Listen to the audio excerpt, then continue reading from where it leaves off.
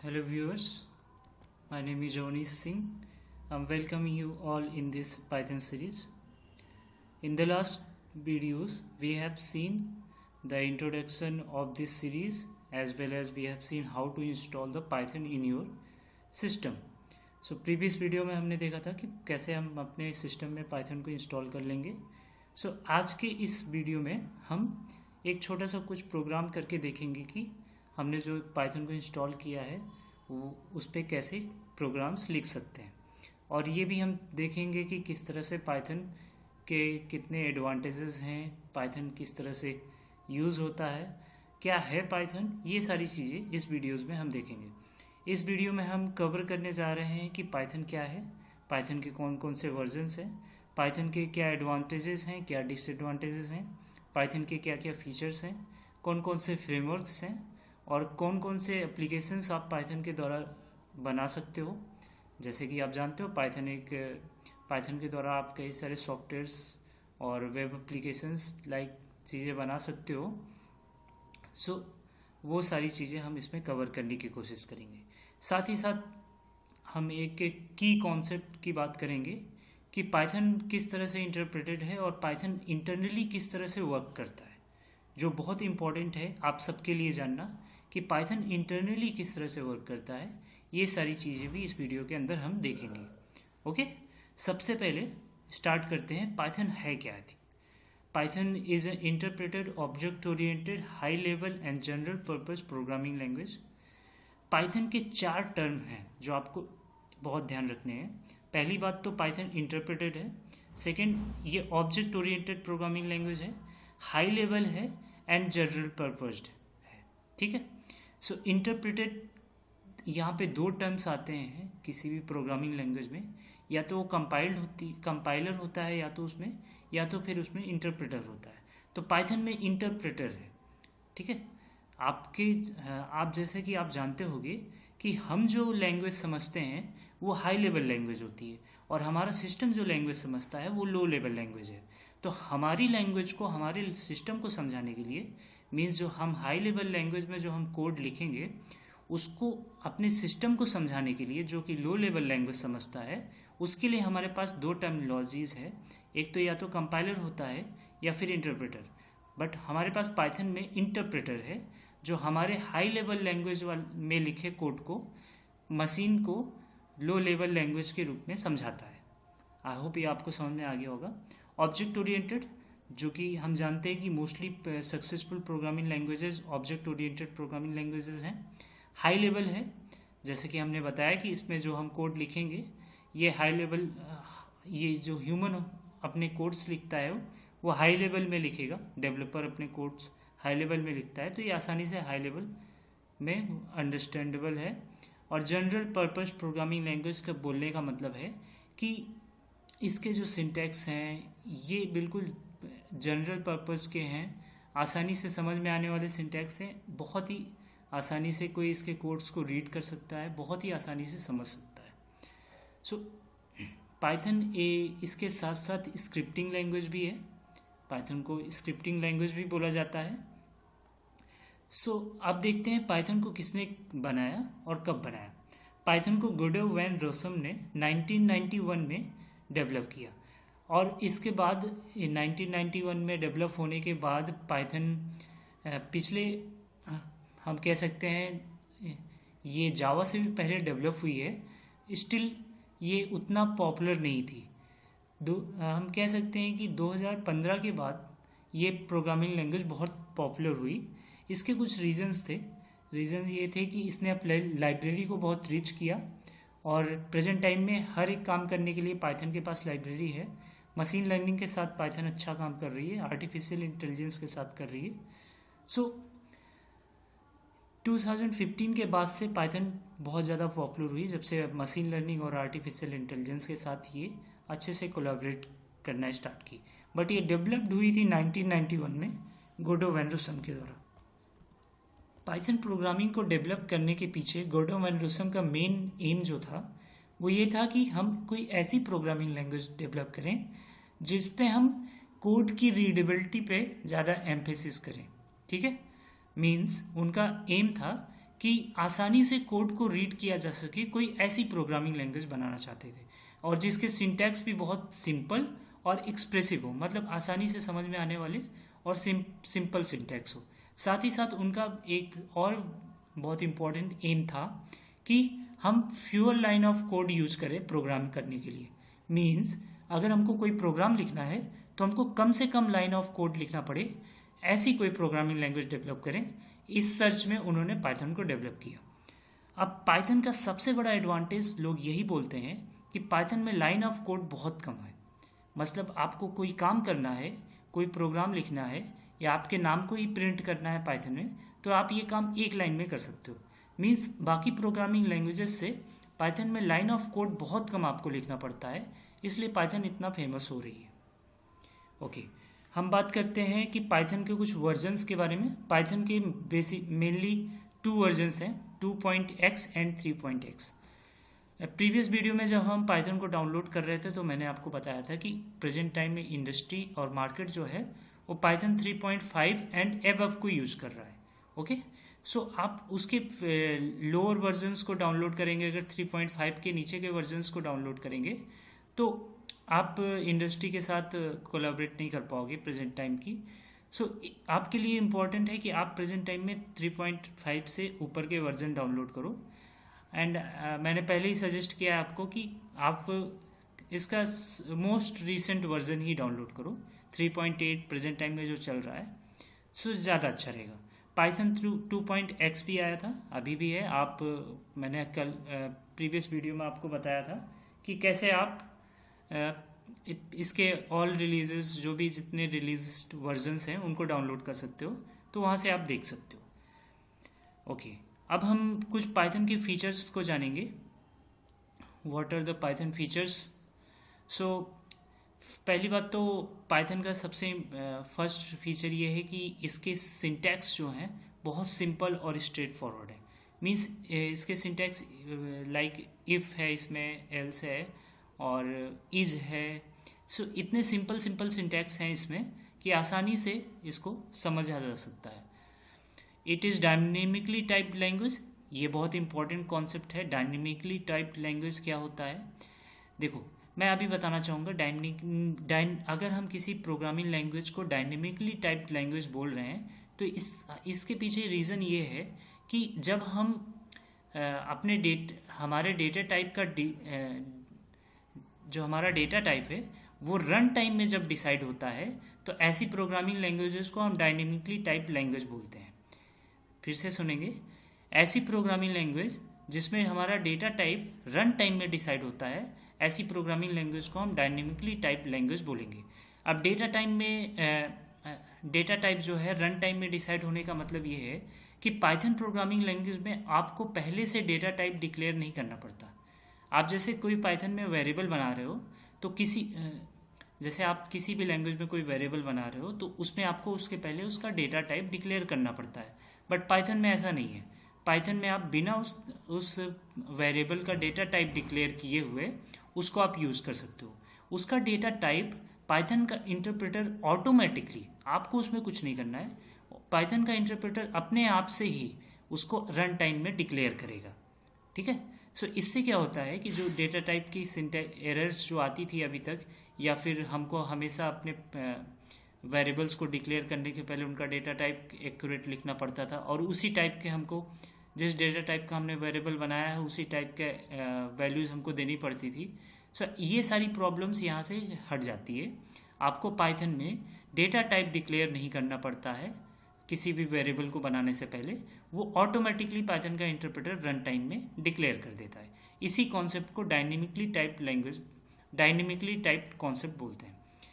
Indentation is used in place of curly braces in Python. इसका मतलब है कि हम और प्रोग्रामिंग लैंग्वेजेस देखते हैं जिसमें हम कर्ली ब्रेसेस यूज करते हैं, सेमी कोलन्स यूज करते हैं। सो पाइथन में भी आप सेमी कोलन यूज कर सकते हो, बट वो ऑप्शनल है, जो कि मोस्टली पीपल नहीं यूज करते हैं सेमी कोलन। पाइथन में सिर्फ कोलन यूज होता है और कोलन के बाद यहाँ पे हम इंडेंटेशन फॉलो करते हैं।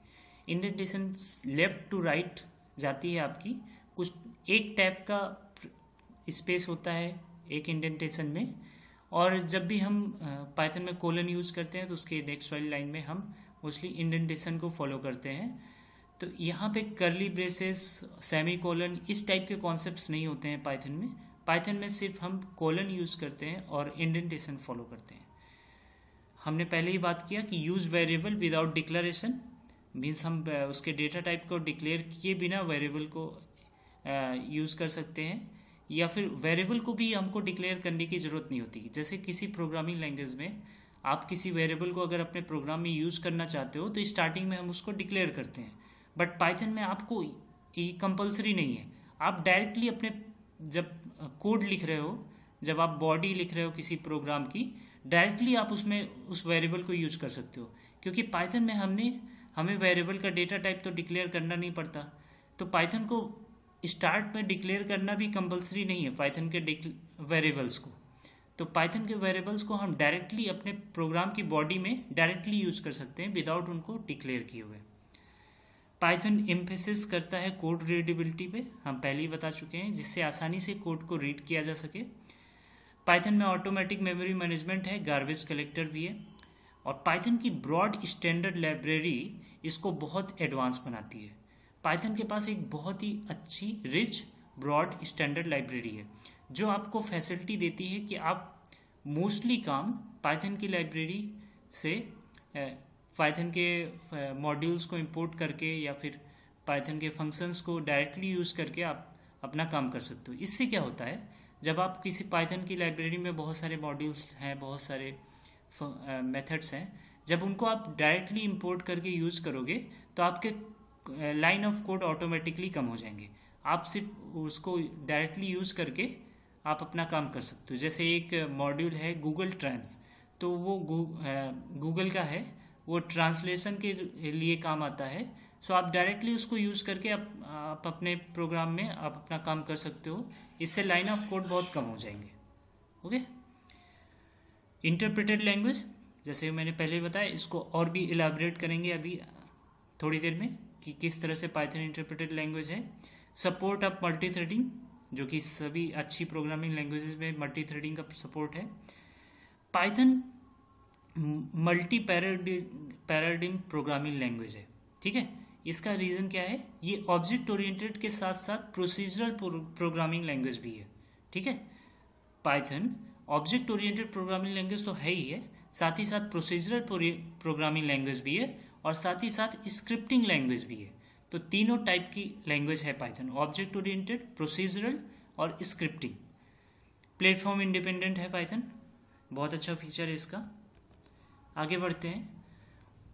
बहुत सारे लोग ये क्वेश्चन करते हैं कि why Python is so popular. So सबसे बड़ा और सबसे पहला रीज़न ये है कि पाइथन में लाइन ऑफ कोड बहुत कम होते हैं। सो इससे क्या होता है कि डेवलपर का टाइम बचता है, जो डेवलपर से काम करवा रहा है उसका भी टाइम बचता है। इससे कम टाइम में ज़्यादा काम होता है। तो काफ़ी ज़्यादा इंडस्ट्रीज़ पाइथन की तरफ इसलिए बढ़ रही हैं, क्योंकि उनको क्या होता है कि कम टाइम में ज़्यादा काम करना रहता है। सो ऐसे केस में पाइथन बहुत हेल्पफुल होती है। अब आप लाइन ऑफ कोड कम लिखोगे किसी प्रोग्राम को करने के लिए, तो आपका टाइम ऑटोमेटिकली सेव होगा। इससे आप कम टाइम में ज़्यादा काम कर सकते हो।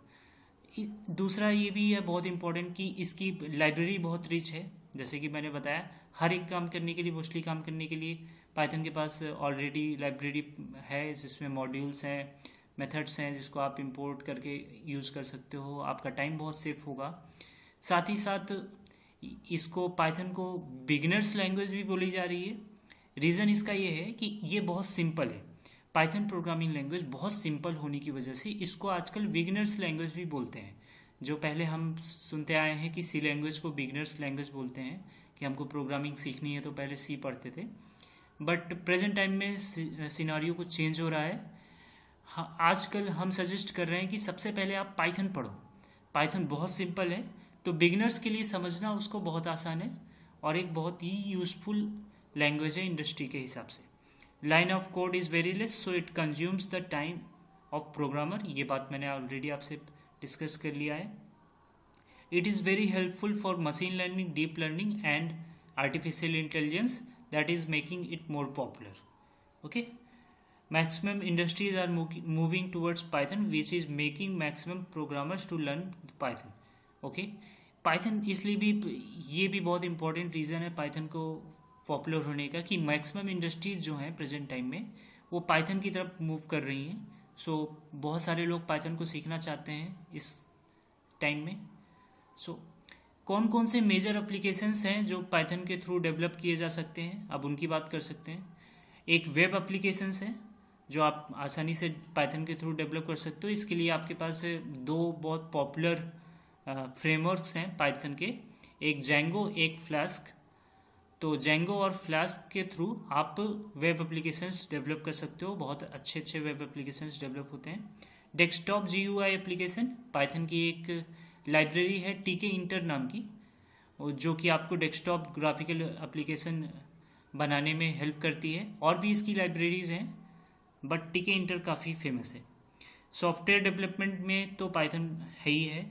Scientific and numeric applications, Python के साथ आपने डेटा साइंस का नाम बहुत सुना होगा, तो साइंटिफिक और न्यूमेरिक एप्लीकेशंस भी बनाए जा सकते हैं जब आप पाइथन को डेटा साइंस के साथ इम्प्लीमेंट करते हैं।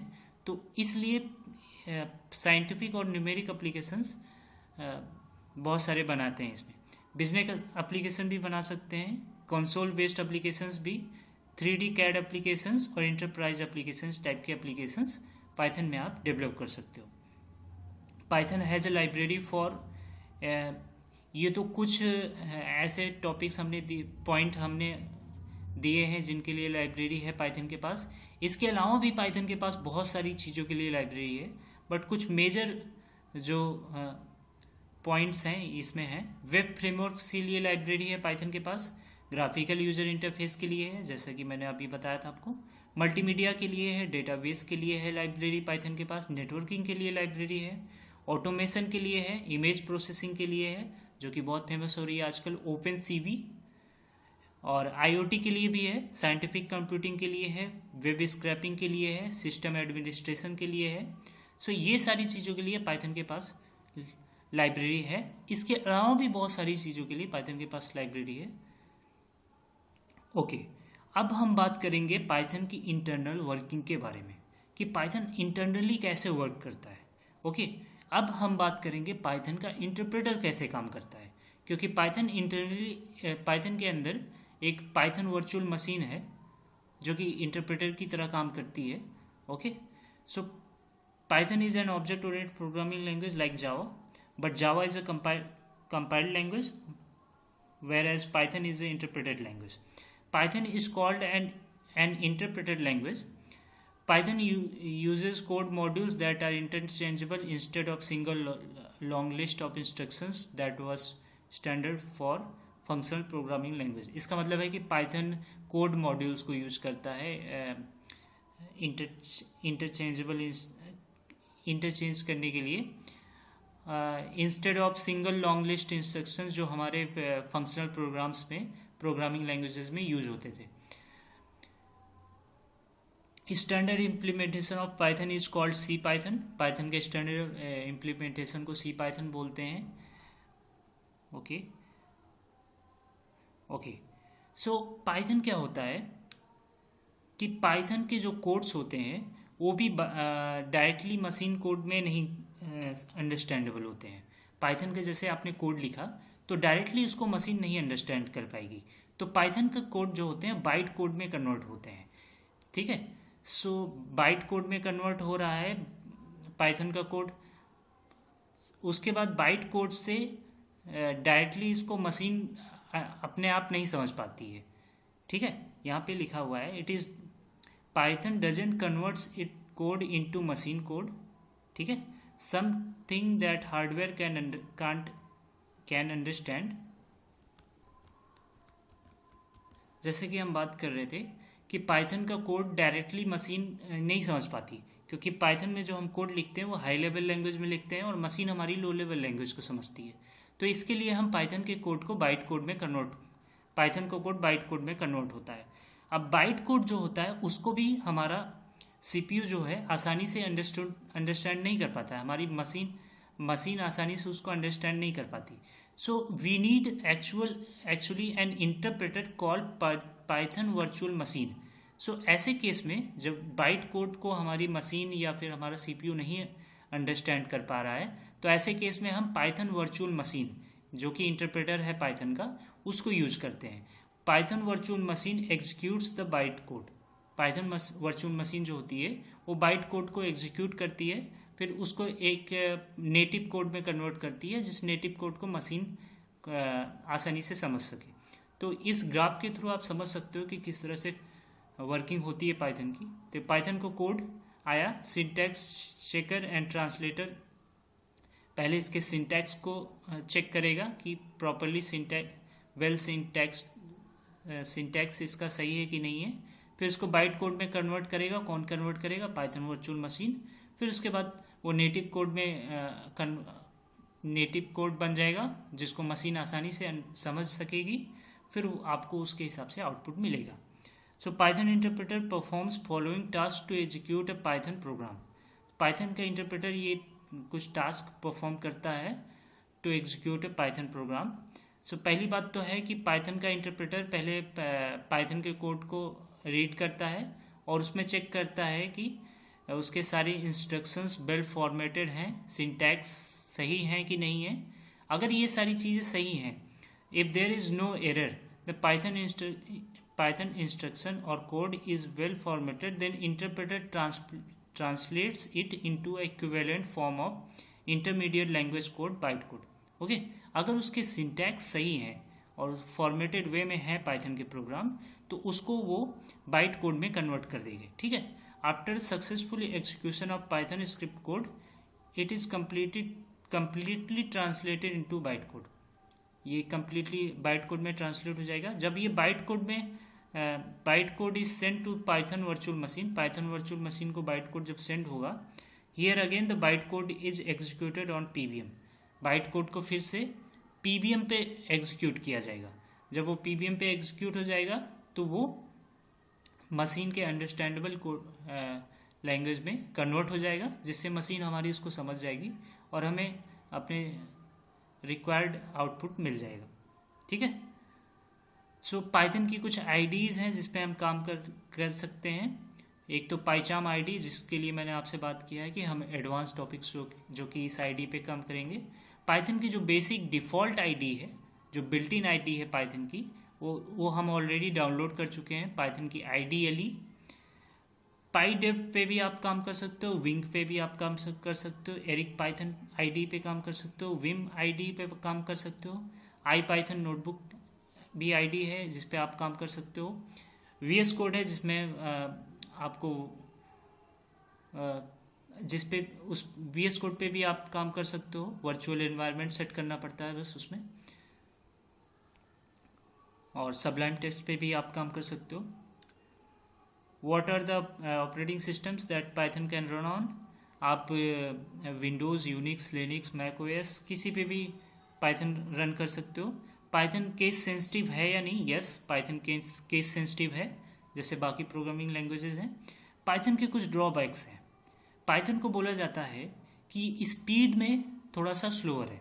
अगर आप इसको सी और सी प्लस प्लस से कंपेयर करोगे, अगर आप पाइथन को सी और सी प्लस प्लस से कंपेयर करोगे तो पाइथन की जो स्पीड है वो थोड़ी स्लोअर है, बट इतना इम्पैक्ट नहीं डालती है ये। इसलिए कंपनीज जो हैं, जो इंडस्ट्री है आज पाइथन की तरफ जा रही है। ज़्यादा इम्पैक्ट अगर डालती होती तो इंडस्ट्रीज़ को स्पीड से काफ़ी मैटर करती है, तो वो पाइथन को इतना यूज़ ना करते। बट इसकी स्पीड बहुत स्लो नहीं है, बट थोड़ा सा स्लो है सी और सी प्लस प्लस के कंपैरिजन में। मोबाइल डेवलपमेंट आप पाइथन में नहीं कर सकते हो प्रेजेंट टाइम में। मोबाइल डेवलपमेंट पाइथन में नहीं है, तो ये इसका एक डिसएडवांटेज है। मेमोरी कंजम्पशन के लिए, मेमोरी इंटेंसिव टास्क के लिए पाइथन को बहुत फ्लेक्सिबल या रिफ्लेक्सिव नहीं माना जाता। सो ये कुछ ड्रॉबैक्स थे पाइथन के।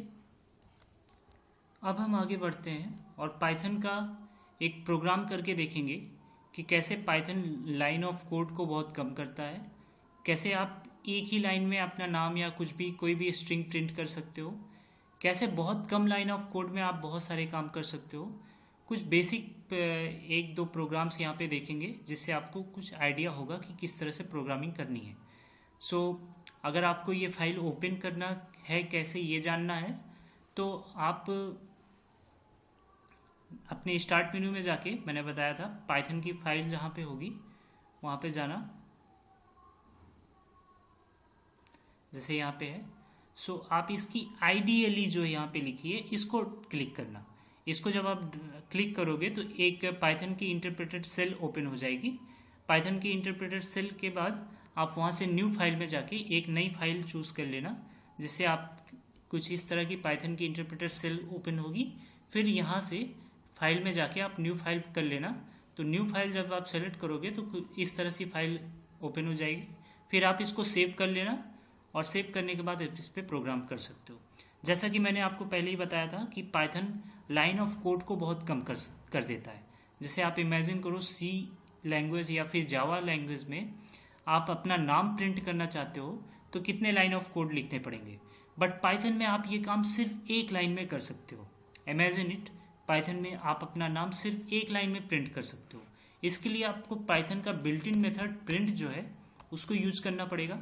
फिर उसके बाद आपका जो भी नाम हो, अभी हम किसी का नाम नहीं प्रिंट करने वाले हैं, हम अभी welcome to our Python series, okay.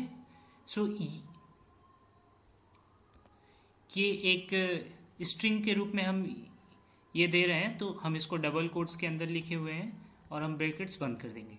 आप देख सकते हो मैंने बस इसको इंस्ट्रक्शन दिया है कि आप ये जो भी स्ट्रिंग हमारी लिखी हुई है उसको प्रिंट करो। ये इंस्ट्रक्शन हमने प्रिंट मेथड के थ्रू दिया है।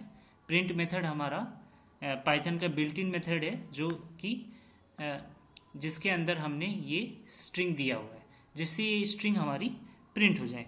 आप देख सकते हो यहाँ पे आपने कोई भी वेरिएबल डिक्लेयर नहीं किया है, कुछ भी नहीं किया है, आपने डायरेक्टली आपका जो मन किया उसको आपने प्रिंट किया। जब आप इसको सेव करके रन करोगे तो आप देख सकते हो कि ये प्रिंट हो चुका है ऑलरेडी।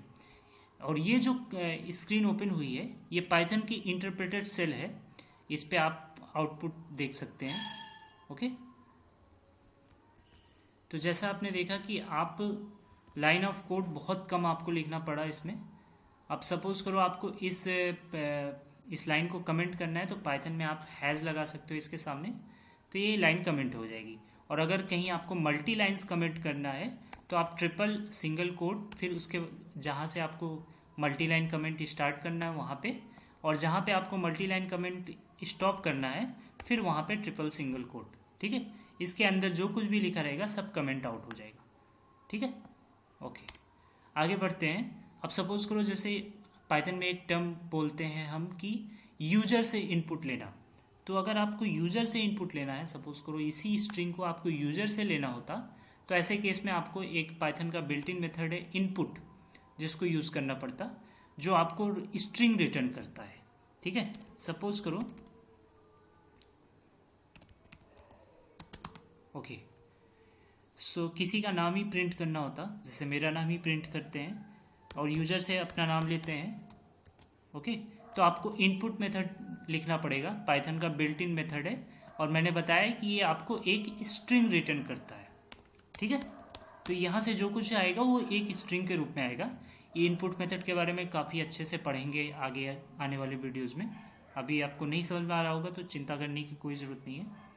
इंटर योर नेम, बस मैं अभी सिर्फ ये समझा रहा हूँ कि पाइथन लाइन ऑफ कोड को कितना कम कर देता है, ठीक है। सो और मैं इसकी थोड़ी वर्किंग, इस प्रोग्राम की थोड़ी वर्किंग आपको समझाऊंगा, ओके। और फिर हम डायरेक्टली प्रिंट कर देंगे जो भी नेम हमने लिया है, ओके। इस प्रोग्राम में आखिर हुआ क्या है हम देखते हैं। हमने एक इनपुट मेथड लगाया है जो कि यूजर से इनपुट लेने के काम आता है, और ये इनपुट मेथड हमेशा एक स्ट्रिंग रिटर्न करता है, ठीक है। तो जो कुछ भी यहाँ से इस इनपुट मेथड के अंदर यूजर इनपुट करेगा वो एक स्ट्रिंग के रूप में इस नेम नाम के वेरिएबल पे आके स्टोर हो जाएगा।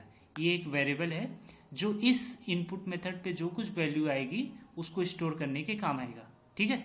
अब जब नेम पे जो भी नाम यूजर देगा वो आके स्टोर हो जाएगा, तो उसको जब हम प्रिंट कर लेंगे तो डायरेक्टली हमारा वो नेम दिख जाएगा हमें। जैसे कि हम रन करके इसको देख सकते हैं। रन करने का मैं आपको शॉर्टकट बताता हूँ। जब आप प्रोग्राम सेव कर लिया करो प्रोग्राम लिख लिया करो, फिर इसको कंट्रोल एस से सेव कर लोगे। फिर आप उसको F5 या फिर फंक्शन F5 आपके सिस्टम पे होगा, F5 की बटन या फिर फंक्शन के साथ ही F5 को प्रेस करोगे तो आप डायरेक्टली आपका प्रोग्राम रन हो जाएगा। अदरवाइज बटन के थ्रू अगर करना है तो वो भी मैं आपको अभी बताता हूँ। पहले इस प्रोग्राम के आउटपुट को देख लेते हैं। जैसे ये आपसे अब ये यूजर से इनपुट ले रहा है तो आपसे रन टाइम में इनपुट लेगा, ठीक है। तो रन टाइम में जब इनपुट लेगा तो सपोज करो मैंने अपना ही नाम लिखा,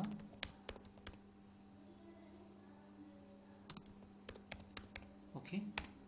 सो ये मेरा नाम प्रिंट हो गया आगे, ओके। अब मैं बात कर रहा था प्रोग्राम को हमें रन कैसे करना है। सो रन करने के लिए हमें यहाँ पे एक मॉड्यूल मिलेगा, रन मॉड्यूल।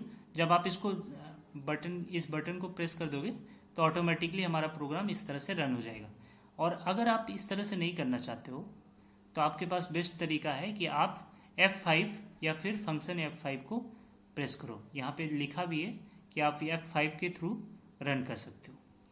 सो इस वीडियो में हम इतना ही रखते हैं। नेक्स्ट वीडियो में और आगे आने वाली चीज़ें देखेंगे। आई होप ये चीज़ें आपको समझ में आई होंगी। Thank you so much for watching this video. Hopefully you have like this. See you letter.